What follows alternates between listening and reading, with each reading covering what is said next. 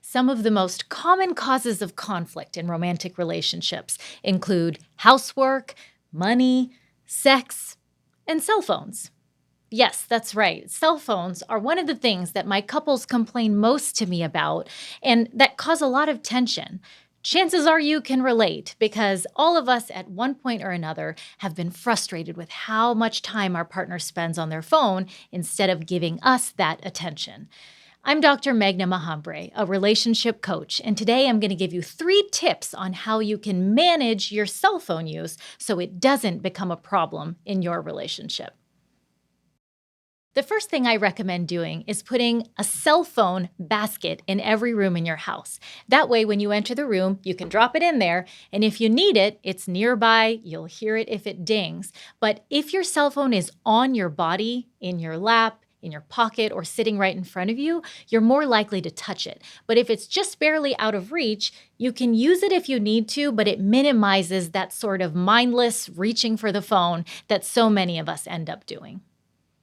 The second thing I recommend doing is establishing phone-free zones in your house. For example, you might decide that cell phones are not allowed in the dining room. That way, when you're having meals, you guys can be totally present. You might also decide that cell phones aren't allowed in the bedroom. That's meant to be a place for resting, sleeping, or, other activities. And finally, really reflecting on your morning and evening routines can be helpful. A lot of times, the first thing we do when we wake up in the morning is we turn our alarm off and then scroll for a while before getting out of bed.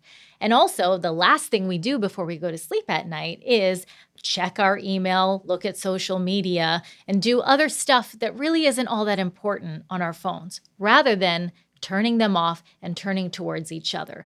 So rather than just defaulting to using your phone first thing in the morning and last thing at night, maybe talk to your partner about some different rituals you want to create in the morning and in the evening so that neither of you feels phubbed. So if cell phones have been a source of tension for you and your partner, consider designating baskets around the house and determining phone-free zones in your house, and then also reevaluating your morning and evening routines and see how that works out for you.